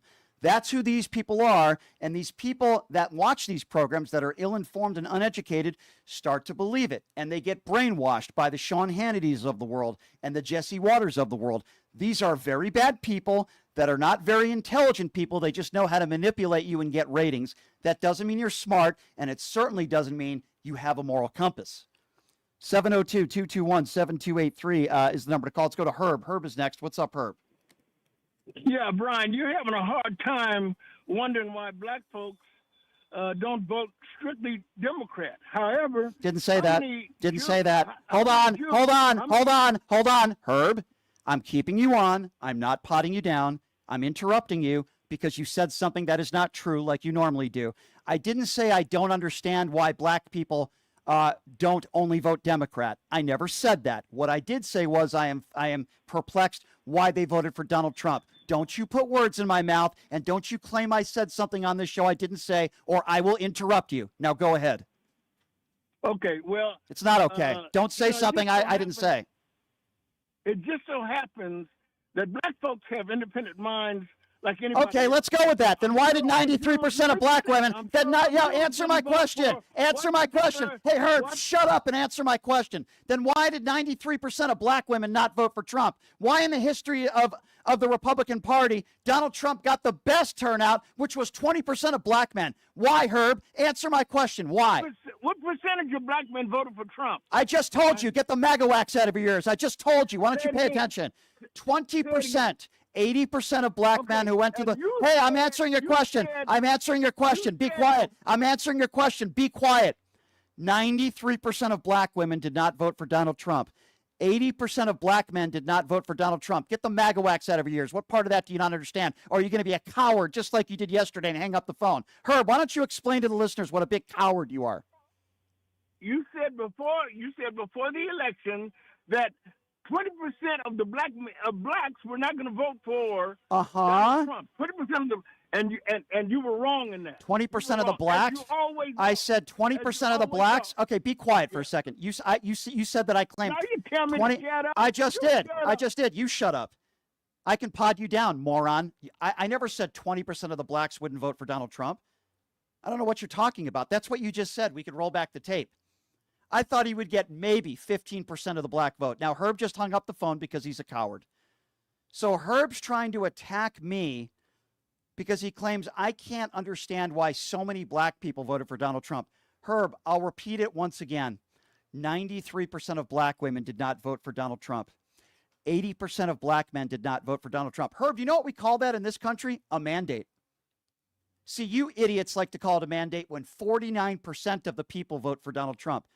What would you say if 80% of a certain group of people didn't vote for Trump, or 93% of a group didn't vote? Wouldn't you call that a mandate? So you see, Herb, you're not making your point. In fact, you're embarrassing yourself once again. Now, Herb, you happen to be one of the few that voted for Donald Trump. You're obviously a very ill-informed and uneducated man, and you also happen to be a coward who always hangs up the phone when you get owned. Have a nice day, jackass. 702-221-7283 is the number to call if you would like to be a part of the conversation. Apparently, we have the vice president that's called into the show. He claims he's J.D. Vance. Mr. Vice President, it's an honor for you to call into the show, sir. Thank you for calling in, Mr. Vance. Yes, hi, this is JD. Please call me. I'm curious as to why every time that Herb guy calls, you always hang up on him, or you never let him complete a full sentence. You never let him get a point across. Why is that? Because he claims they're eating the cats and the dogs, just like you did. That's why. By the way, do you have a couch in your home? We got to get the couch out of your home, sir. Is it true that you abuse couches? That's not how you respect the vice president. I'm not going to respect you. I'm not going to respect you. I have no respect for you. Your wife doesn't respect you either. I'm calling on behalf of Donald Trump. I just want to know why you don't let guys like Herb and JD and other guys that call in. Because they're idiots. Because they're idiots. Call them out. Because they're constantly. I'm telling you why. I'm telling you why. Never let them, I'm just trying to ask you. And I'm trying to answer you. And I'm trying to answer you. You're not letting me answer your question. The reason why is because I do let them finish a sentence, but if they say something about me that is not true, for example, Herb, who's very stupid, calls into this show regularly, and that's fine. He's welcome to do so. And he starts out the sentence by saying, Brian, you don't seem to understand, and you keep saying what you can't understand why blacks don't only vote Democrat. I never said that. So he immediately starts the conversation. Hold on. JD, pretend I'm Donald Trump for a moment. Okay, JD, pretend I'm JD. Be quiet. It's Herb Black. JD, pretend I'm Donald Trump for a moment and shut up. Okay, I'm your master. Okay, pretend I'm Donald Trump. So JD, I do that because I correct people. Why did you say they were eating the cats and the dogs? Why do you lie on a regular basis? Is Herb Black? Okay, I'm done talking about an imbecile named Herb. I need to know so that I don't know. I've never seen him before. Don't know. I believe when Herb calls in, he is black. He sounds black. Well, so he knows blacks more than you. He knows blacks more than me? Yes, he's black. You're not. So when he says the black's this or the black's that, he's going to know better than you. So let's go with that for a second. If Herb knows blacks more than me, then why did 8 out of 10 men and 9 out of 10 women vote differently than him? I don't know if that's true or not. No, actually, it is true. No, actually, it is true. Hey, Mr. Vance, actually, it is true. Hey, it actually is true. 93% of black women didn't vote for Trump. 80% of black men didn't vote for Trump. So now I'm asking you, if Herb knows black people better than me, then why did Herb vote differently than the overwhelming majority of African Americans? Please answer that. Well, first of all, there's an exception to every rule, and that's Herb. Secondly, is if Herb says something, you need to understand that he's talking for all the blacks. I think most black people would disagree with that characterization that some imbecile named Herb speaks for them. When you look at the executive branch, I believe it's Trump and I, so we got the votes. So we know better than anybody with all of the polling numbers that we've seen and that we're getting and that we're going to do, we know the truth. So why are his approval numbers? Well, so why are his approval numbers the worst they've been in 70 years? That's false. That's not right. What's false? What's false? What's false? Fox News poll. Fox News poll. No. Fox News poll. CNN poll. ABC poll. No. Repeat after me. Fox. Nope. Fox News poll, CNN poll, ABC poll, among others, had him some of the lowest approval numbers in the first 100 days in 70 years. So what you're saying is not true. Let me ask you, sir. What do you? You can say false. I don't care. Who won the 2020 election? Donald Trump. Okay, so the guy that's claiming that I'm saying false things is also claiming that Donald Trump won the 2020 election. Where's the evidence of that, sir? I have the evidence. Oh, I really? see Where it. is it? It's on- Where is it? Up your ass? it's on Where is my it? desk. Where I is have it? on my desk. Oh, you have. It's right here on my desk. Oh, I'm looking at okay. the I forgot. You're the vice They president. I'm sorry. I get you. I'm the vice president. You know I what? get numbers and I You know what? I'll know give you credit for something. It's a very good J.D. Vance impersonation because you're just as dumb as him. So, I mean, I got to say, you sound like J.D. Vance. You're literally just as stupid as him, and you're just as much of an imbecile as he is. So you're a very good J.D. Vance impersonator. I have to give you credit for that. Let me tell you something, Brian. We're not doing good with the Jews. You know why? We're not. Let me ask you a question with the Jews. I believe I've seen you. Your picture, your photo has come across my desk. Are there a lot of ginger Jews? I'm not going to answer that question, and that has no relevance to the conversation. Are there a lot of stiff idiots like you who can't even go into a donut shop and order a donut and a drink without being so utterly awkward? You know, you're Donald Trump's bitch. Repeat after me, J.D. Vance. I'm Donald Trump's bitch. Can you please say that? You're incorrect there, Brian. How many times a week do you actually take off your Donald Trump knee pads? You know what, JD? Get off my show. Get off my show, you vice president imbecile, you loser. Take off your Donald Trump knee pads, wipe your mouth, and go to sleep. And we all know that you pleasure yourself to your Donald Trump poster because we all know you're not pleasing your wife, who happens to be, by the way, a very beautiful and intelligent woman. But I also remember when there was hate on social media by Big Balls, if you remember that, about somebody who looked like your wife. You decided to back that Elon Musk employee when your own wife is from Indian descent. That makes you a despicable human being. 702-221-7283, the number to call. Do we have Lisa? Yes, we do. Lisa calling in next on PTL. Hi, Lisa. What's on your mind? Hi, Brian. I'm so happy to speak with you, and I want to thank you for always duking it out and fighting the good fight for us because we need that. Sure. And I want to tell your past listener, what was that, JD? He claimed he was JD Vance. Yep. Yeah. I'm a black woman, and I'm 60 years old, and no, Herb does not speak for us all. And unfortunately, I think Herb has the problem as, like all families and all people, sometimes we fall in with the wrong club, group, or person, you know, or society. Yeah. And I think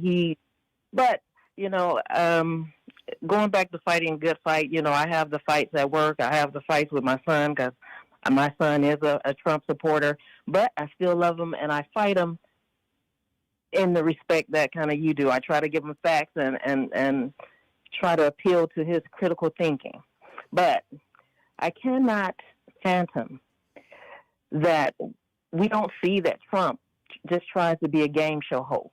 He's like he's doing The Apprentice all over again, and so we're falling for the game and the play there. Although, again, the only thing that I agree with Trump supporters is that I see and understand somewhat why they fall for him, because they're looking at somebody that I think wants to follow that path of coming to United States of America and living that American dream and having that wealth. And Trump used to stand when we didn't know about him, stood for that wealth thing that everybody wanted to grab. But now I think they're just and I think now they're just brainwashing. They use the term grooming so loosely, but they're grooming everybody that come in their path because they haven't won an election. Their ideologies have been so unpopular the last 40 years. No one wants them in power, so they have to create some. I completely agree with you. And let me tell you something. The people that Donald Trump fears the most are people like you, educated and informed and powerful black women. Donald Trump feels threatened by people like you because of his own insecurities and his bigoted beliefs in nature. And I'm so glad that people like you, Lisa, call into this show and our loyal listeners. It means the world to me. And as I always say, I have some of the smartest listeners anywhere in the country. There are a few exceptions to that. Of course, her being one of them. Thank you for the call, Lisa. Darlene, the MAGA Destroyer's next. How could it be a show without Darlene? What's up, Darlene? Yeah. Hey, Brian. Now listen. Herb and JD, you guys are a bunch of idiots. You know, you teach people how to treat you. And MAGA treats us all like crap. So why should we take all y'all's crap? And get off of Brian. You act like y'all can say whatever you want to Brian, and he don't have to say nothing. Trust he me. has every right to say something. Trust me, Darlene, there's a lot of these MAGA supporters who I've grown on them like a fungus. If there's anybody that wants to be on top of me, it's them. Trust me. You know, if I had a fetish for ill-informed and uneducated middle-aged white men, that are MAGA supporters and are dumb as a doornail with 3 teeth, then maybe, maybe they would have a chance. But I don't. I like women. Mm-hmm. Not that there's And anything wrong with Brian- liking men, but I do like women. Brian, one more thing before I go. How come nobody talked about Trump almost running into the wall not too long ago? I didn't hear nobody talking about that. Everybody wants to talk about Biden. Oh, he don't know what's going on. Trump almost ran into the damn wall, people. Yeah, well, I mean, seriously. I think Donald Trump ran into a wall a very, very, very long time ago, quite frankly. But I agree with you. Darlene, I hope you have a wonderful weekend, okay? Oh, I will. Thank you. Always good to hear from you. We are going to get to the YouTube Super Chats in a moment. I want to get to a few more phone calls first. 702-221-7283. Let's go to Debbie. Debbie next up on PTL. Hi, Debbie. Hi there. I just want to just say that why are we not talking about Kennedy's HHR report that was completely filled with lies, and why isn't it getting more attention? Yeah, I did That's read gonna that. hurt millions of people health-wise. I did read that story, and correct me if I'm wrong. I'm trying to remember the story when it comes to certain aspects of certain people in the United States should not be getting a vaccine. It had a lot to do with medical misinformation. Well, it's not medical misinformation. The report literally had fake, people saying that they did, reports and things. It's completely false. Right. All it is. they're not. So my understanding is all it is people making claims, and it's never been verified by a doctor or a hospital. Just people writing letters and making claims that they've had bad experiences when it comes to the vaccine. But again, never been proven. But they take that into Some of the ones that they used as the report was based on this person's, information, and that she came out and said, "I never wrote that." But that's what they're using as. You know what's see, this is- interesting? this person's- You know what's interesting? The analogy that I'm going to use here. When African Americans across the country claim that they're being pulled over because of the color of their skin, white, crusty Republicans never believe them because they claim, oh, they're just saying that. It's not verified. But yet, if Robert F. Kennedy Jr. takes some claims from some people that claim they've had some health issues because of the vaccines, we believe that 100%. But don't believe all the black people in this country that claim they're the victims of racism. Don't believe all the gay people in this country that claim that they've been victims as well. But as soon as somebody writes a letter to Robert F. Kennedy Jr. claiming that they had some sort of side effect completely unverified by any medical source, MAGA Republicans believe that. Welcome to the party in Well, I think the whole 2025. administration is a joke. I mean, everybody they put in has no experience, absolutely so inept. Yeah. Every one of them. Like they don't have anybody of, they kept saying Marco Rubio, at least he's really good. Well, he has just turned himself into a suck up to Trump, and whatever Trump says, that's the thing, whether it's right or not. When he was a senator, a different story. His answers to things were completely different than when he was a senator. Now he just, whatever Trump says to say, that's it. But you're right about that, my dear. About this. I'm concerned about a lot of things, my dear, and that's certainly one of them. And your concerns are well heard. I appreciate you. Let's go to Terry. Terry's next up on PTL. What's up, Terry? Thanks for calling in. Hey, good afternoon, Brian, from the eastern part of the country. I just wanted to talk to you for a couple minutes about your interview last Friday with your life coach. I just want you to know I was so moved by your response when she had asked you about your future goals, and one of your responses was that you wanted to make enough money to help other people. Mm-hmm. And you are truly a good soul and an awesome thank you. humanitarian. Thank you. And I appreciate all that you're doing to provide us with this great community where we can connect and help us through these turbulent times. So I just wanted to call in and share that with you. That's very kind of you. I really do appreciate you saying that, my dear. And I mean that sincerely. If I was ever in a situation where I had boatloads of money, I certainly wouldn't be working for Donald Trump or donating really to any politician. I'd be wanting to help the people. And I appreciate you saying that. Let's go to Julie. Julie next up on PTL. Hi, Julie. Hey, Brian. One of my friends from my work that I just left, he told me that one reason why he was fired from Vanderbilt, he was fired for some unknown reason, but he found out. Guess why he was fired? Why? Because he was DEI. He found out a week or two ago that they fired him because he was black. Oh, well, and they fired a bunch of other people because they were black. Horrible, but I'm Or not if they were surprised. something else. Horrible, but I'm not surprised. Yeah, that's all I will say to that, Julie. I hope you have a great weekend. I'm not surprised to hear that. But this is what we're going to have to deal with over the course of the next 3.5 years. Have a great weekend. Let's take one more phone call, then we got to go to my next guest. Let's go to Kim. Kim, what's going on? Hey, Brian. Okay, I'm going to try to make this quick. I've been aggravated about this whole, and I'm switching gears to Medicaid. A lot of people don't understand. I sat and read that bill and spoke to my son's Medicaid provider exactly how this works. And maybe the MAGA people out there that are continually writing that illegals are getting Medicaid, let me tell you something. Number one, you need a Social Security number to get Medicaid, and it must be certified through the U.S. government. Number two, when they talk about work requirements, that is not the only thing they're adding to the cuts in Medicaid. Right now, 40 out of 50 states, the poverty level is at 138%, meaning that a single person grossing $1,800 a month can qualify for Medicaid, where you have no copays for anything and you get medical coverage. What they are looking to do is drop the poverty level down so that the poverty level will then be $1,300 a month. In dropping that, anybody making over that will then have to pay a premium, copays for doctors, copays for specialty areas, copays for hospitals, copays for medication. Yeah. Now, if that person is on Medicaid and is also on Medicare, meaning they are disabled and they are receiving both, normally if you are on Medicaid, like my son, he does not pay the Medicare premium because he's disabled.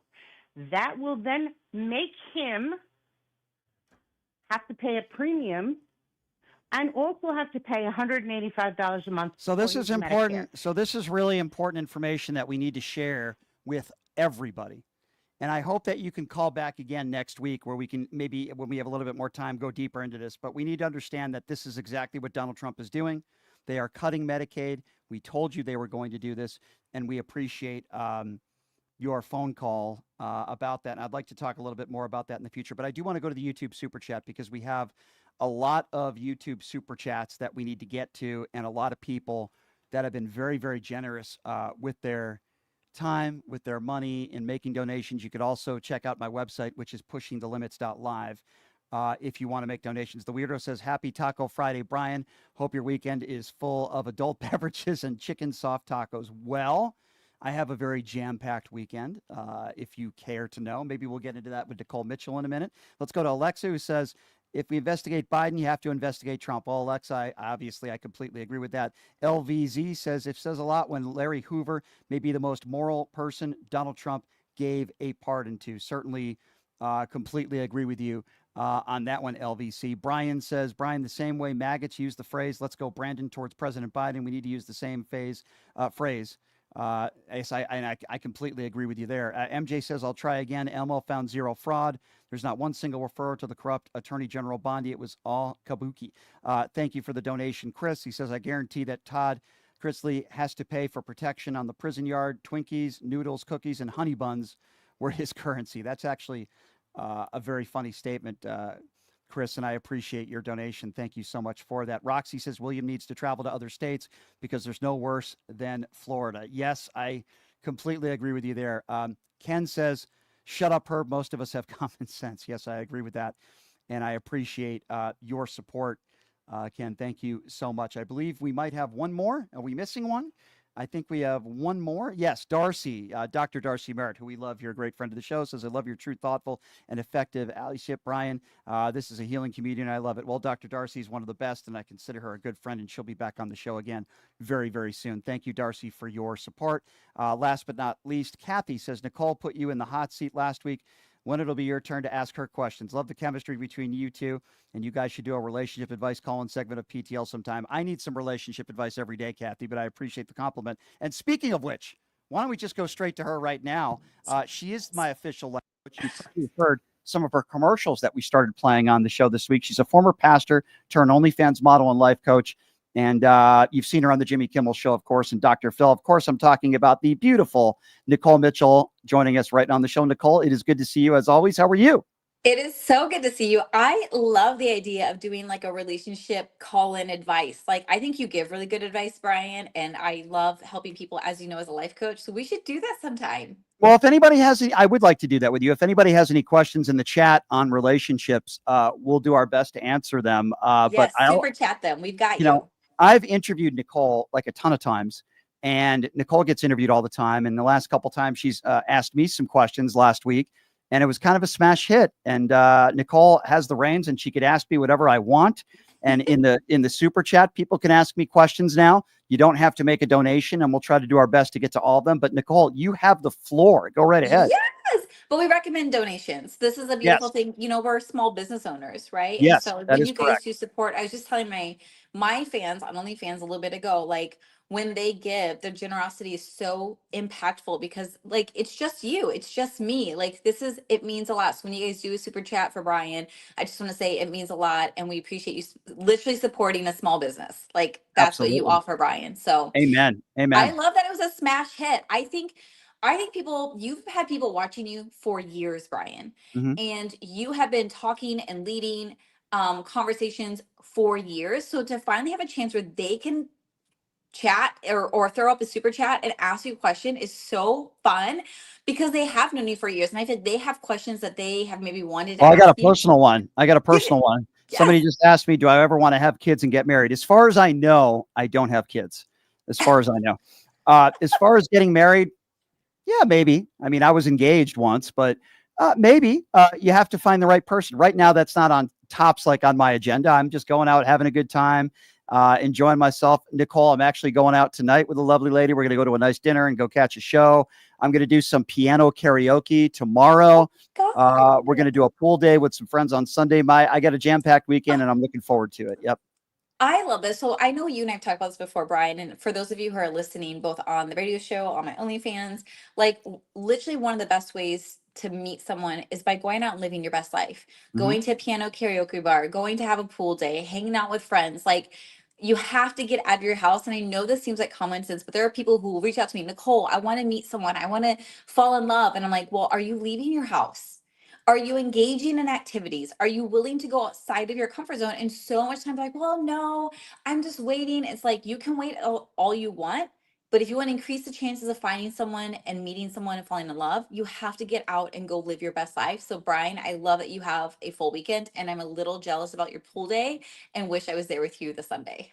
Yes, absolutely. Absolutely. I agree. Always the angry men on the chat are very upset. Usually they're the ones that are at home pleasuring themselves to a photo of me. They're the ones that are so upset that they don't have me to themselves that I'm actually going on a date tonight. But, I wish them the very best of luck, and I hope they find whatever they're looking for.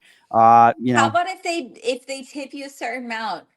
They get like a 5-minute video from you for their date. Oh, that So would for the be super great. pissed viewers and listeners, if you leave a big tip, Brian will send you a video recording that you can listen Okay, but and hold pleasure on. yourself to. Okay, but hold on. I'm wearing all my clothes. Okay, Okay. your body, your choice. Yeah, and if they want me to, if they're going to donate a lot of money to me, then maybe I'll do my Donald Trump impersonation for them, and maybe that'll get the rocks off. I don't know. Maybe it would. I don't know.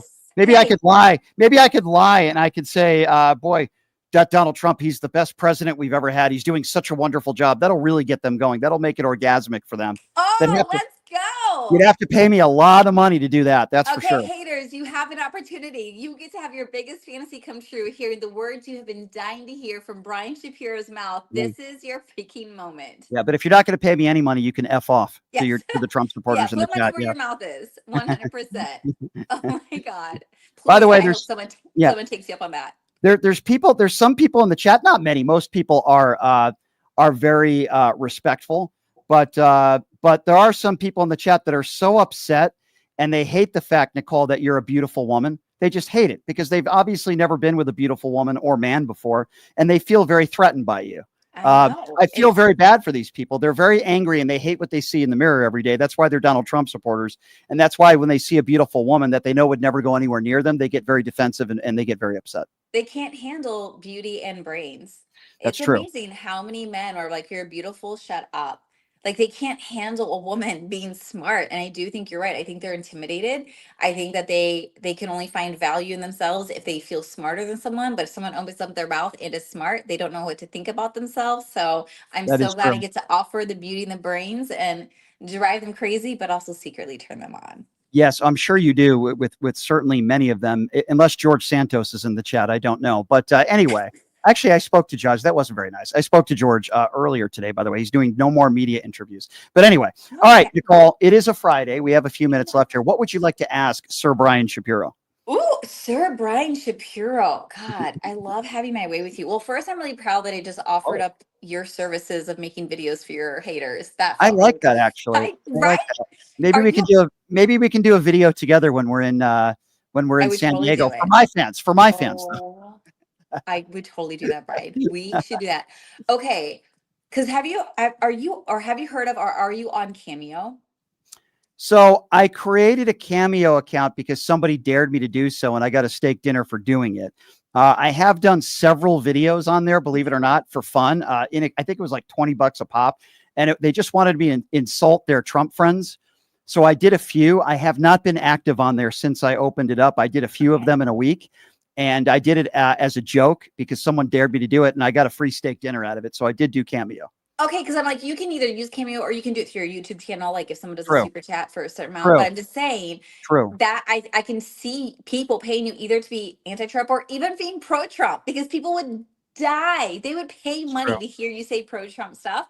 So just saying, if you want to use Cameo again or just use your YouTube channel, I think this would True. be an amazing way to give people something they want and support your small business. Yeah, well, they're not getting me, that's for sure. Some of these Trumpers aren't getting me, but anyway, that's another story for another show. All right, Nicole, next Oh my question. gosh, this is so good.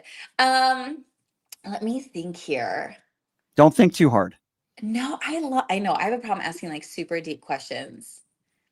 Doesn't have to be deep. I have a question. I know Okay. we've talked about this before. You know me, I'm always thinking about my death. I'm very morbid like that. When you die, do you want a small private funeral? Do you want it open to the masses? Because you have been a public figure for decades.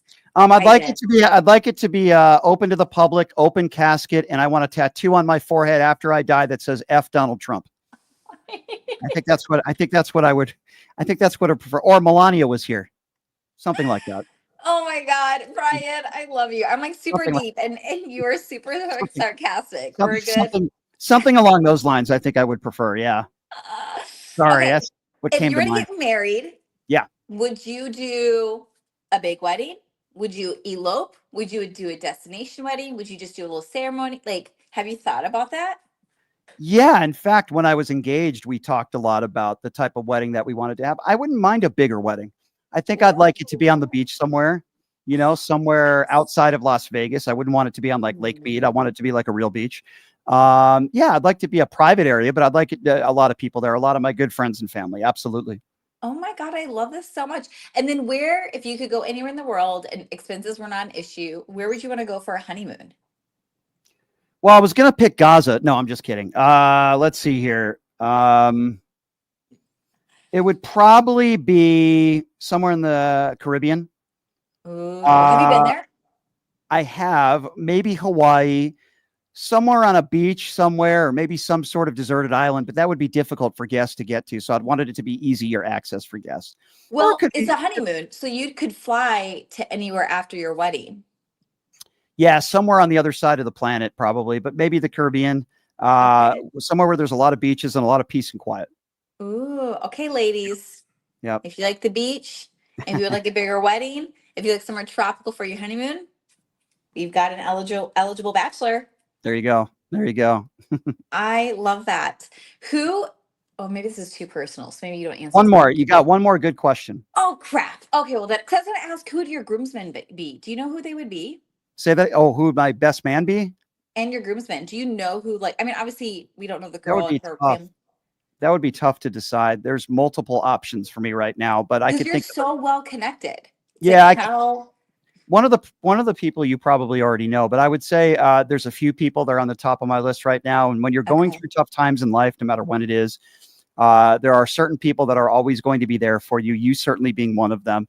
And you know who your real friends are. And I'm very lucky that I have a really good core of great friends in Las Vegas that I can rely on. They're great. And I'm very lucky and I'm very grateful, of course, to you being one of them and you being my official life coach, by the way. I'm making that announcement here. Nicole is my official life coach. You've heard her commercials. Nicole, give out the information quickly here. We got about 30 seconds, how people can reach you.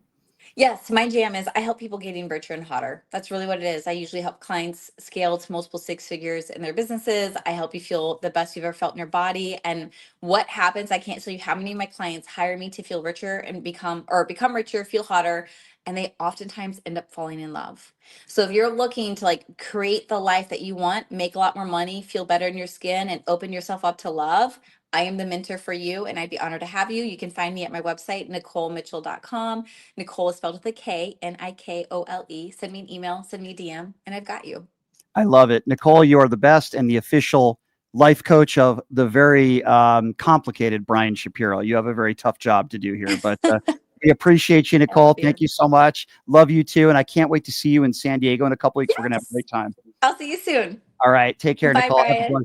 Bye-bye. That's Nicole Mitchell, everybody. Great life coach. She's awesome. She's smart. She's funny. She's beautiful. Everything you want in a woman, at least according to me. So on Monday, we have JoJo from Jers joining us, Joanna Carducci. Thanks to Brian Karam, former CNN contributor and White House correspondent from Playboy. We appreciate him taking the time to join us. The best thing you can do for all of us is continue to subscribe to the YouTube channel. It's now over 115,000 subscribers and growing. So proud of where we've come, from day one on YouTube. Also, of course, my website, pushingthelimits.live, where you can make donations and you can help support what we do here. This is an independently owned radio show. We appreciate all of you in the YouTube Super Chat. And also, of course, those that have donated on pushingthelimits.live. We'll be back out on Monday, same time, same place with JoJo from Jers. I hope everybody has a phenomenal weekend. Take care, everybody. Hey, everybody, are you struggling to find a pizza place that reminds you of Brooklyn? That true blue New York style pie? Well, worry no more. Stallone's Italian Eatery Pizza is a knockout. We're located at 467 East Silverado Ranch Boulevard, just off of Premium Road, half a mile east of South Point Casino, just minutes from the Las Vegas Strip. Come by and grab a slice of pie. Plus, check out our Brooklyn-inspired Italian cuisine. Our sandwiches are super. Hero, that is. Because why be a sub when you can be a hero? Stallone's Italian Eatery is here to serve you phenomenal food, Vegas. Forget about it. Chickadee check. You are way too smart, way too talented, way too good to be where you are. You are meant to be making way more money, feel way hotter in your body, and having way more fun. Hi, I'm Nicole Mitchell, and I'm a life coach.